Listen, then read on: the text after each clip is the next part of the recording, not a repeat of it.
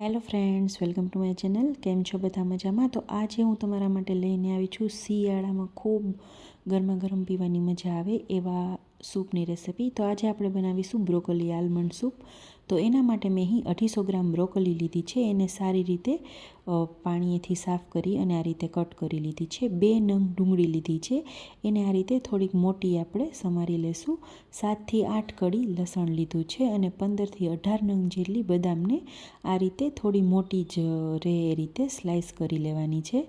તો એકદમ જ ખૂબ હેલ્ધી અને ફટાફટ બની જતું, ખૂબ ઓછી સામગ્રીમાં બની જતું સૂપ આપણે રેડી કરી લેશું. તો એના માટે એક પેનમાં 1 ટેબલ સ્પૂન તેલ અથવા તો તમે ઘી પણ લઈ શકો.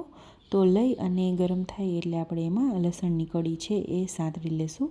લસણની કળી થોડી સતળાઈ જાય એટલે આપણે એમાં ડુંગળી એડ કરી અને ડુંગળીને પણ સાંતળી લેવાની છે. આપણે આને થોડી વાર માટે હાઈ ફ્લેમ ઉપર સાંતળીશું.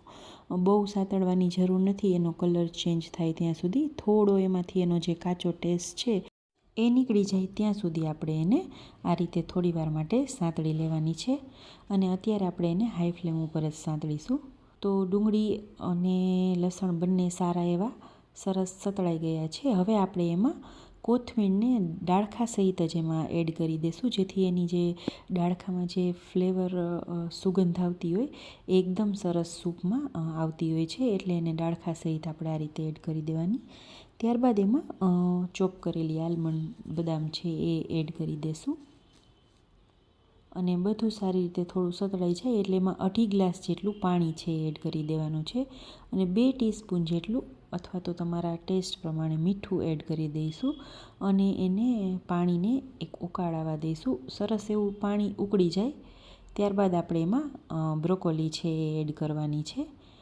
તો બ્રોકોલી ચડી જશે ત્યાં સુધી આપણે એને કૂક કરવાનું છે. તો આ રીતે થોડું બધી સામગ્રી સારી રીતે મિક્સ કરી અને એને ઢાંકણ ઢાંકી અને 5થી 10 મિનિટ જેવું આપણે એને ચડવા દઈશું. તો આપણે 10 મિનિટ પછી ફરીથી આપણે ચેક કરી લઈશું કે બ્રોકોલી છે એ સરસ ચડી ગઈ છે કે નહીં.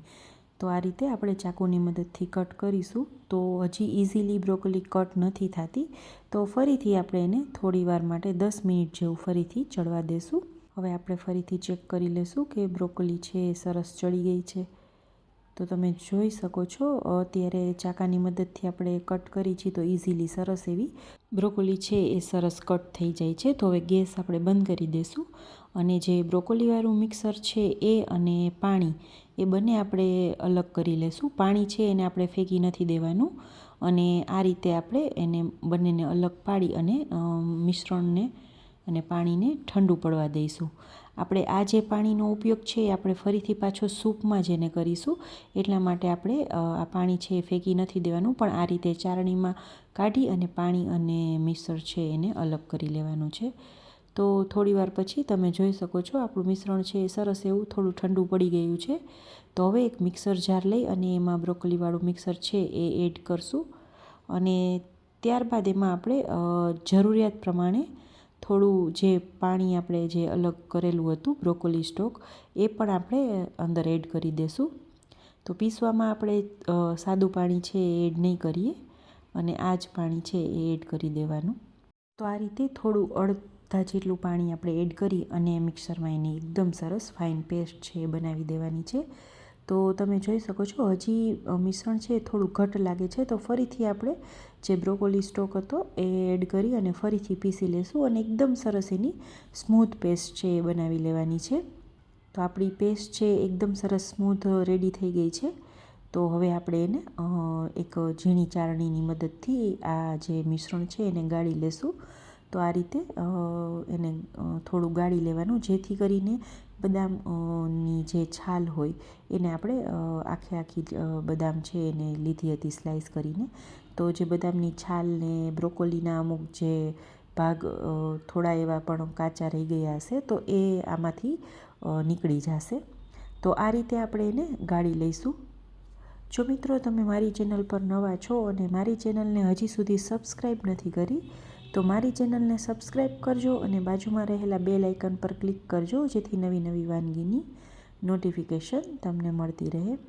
તો આ રીતે બધું મિશ્રણ છે એ આપણે સરસ એવું ગાળી લેશું અને એમાં જે બદામનો છાલનો ભાગ છે એ આ રીતે સરસ એવો નીકળી જશે. મિત્રો, આ સૂપ છે એ બનાવવામાં પણ એટલું ઇઝી છે અને ખૂબ જ ઓછી સામગ્રીમાં ઓછા મસાલા સાથે બને છે. તો એકવાર આને જરૂરથી ટ્રાય કરવા જેવું છે.